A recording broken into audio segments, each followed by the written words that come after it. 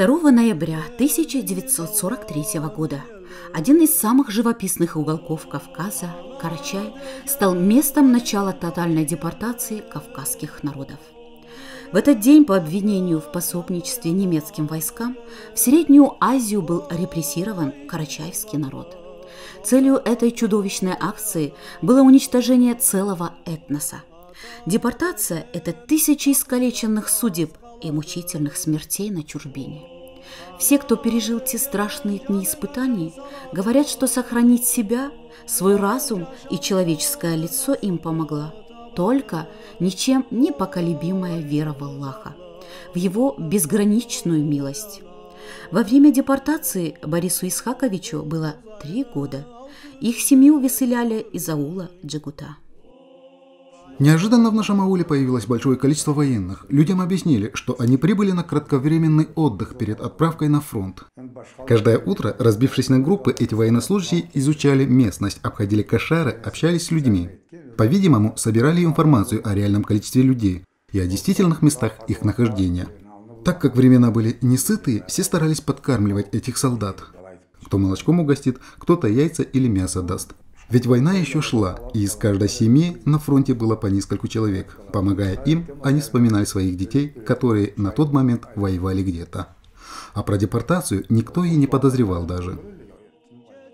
С приближением запланированной операции по выселению количество военных в селении стало увеличиваться. Борис Эркенов вспоминает из рассказов матери: «В наш дом вошли 2 рядовых и 1 офицер, которые зачитали приказ с таким выражением лица, как будто мы действительно были в чем-то виноваты. Они не разрешили взять даже еду, хотя наверняка знали, в отличие от нас, что предстоит дальняя и нелегкая дорога».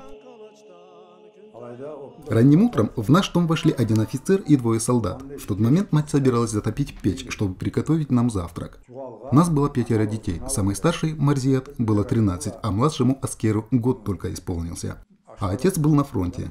Офицер грубым тоном крикнул: «А ну-ка, выходите во двор».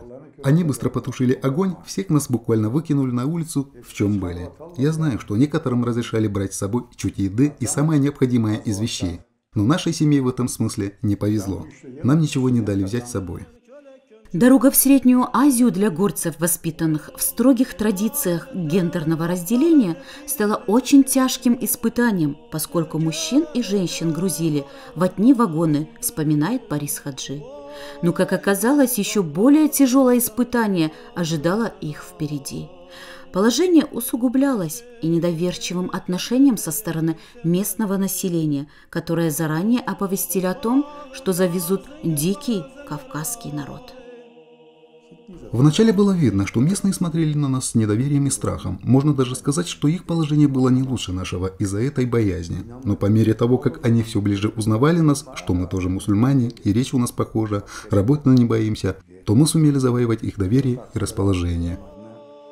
В 1949 году вернувшийся с фронта отец семейства Эркеновых забрал жену и детей во Фрунзенскую область Киргизской ССР, где он до этого отыскал своих пожилых родителей. В 1 класс Борис пошел в Киргизии, когда ему было 9 лет. Там же Эркеновы сумели расположить к себе местных жителей. Видя их набожность, порядочность и усердие в труде, киргизы постепенно начали менять свои отношения к ним и относиться к ним как к своим. Спустя 77 лет очевидцы депортации, вспоминая все произошедшее с ними как страшный сон, благодарят Всевышнего Аллаха за милость, которую Он даровал, возможность вернуться на свою родину. У нашего народа тогда отобрали все – родину, имущество, нажитое годами и даже имя. Ведь главной задачей депортации была ассимиляция. Хотели стереть с лица земли даже упоминание о карачаевском народе. Но самое главное, чего они не сумели отобрать – это иман, который, хвала Аллаху, был крепок в сердцах тех поколений. Я уверен, что именно вера и помогла нашим людям выдержать и выстоять все эти испытания, не растеряв человечности, вновь обрести свою родину. Я помню, как все наши старейшие каждый раз после намаза делали дуа, чтобы Аллах Всевышний возвратил их обратно к родным очагам. А во время массовых каких-то мероприятий читали зикры и делали дуа, а слезы безудержно бежали по их щекам. Люди ни на секунду не теряли веру в торжество справедливости. Советская власть отобрала у них все, но, как говорит наш герой, не могла отобрать иман, который стал главным двигателем борьбы с этой несправедливостью. Разве может какая-нибудь депортация, репрессивная машина сломать народ с такой сильной верой, которая разрушила могущество некогда Великой Советской империи? Жизненный опыт и историческая закономерность доказывает, что нет.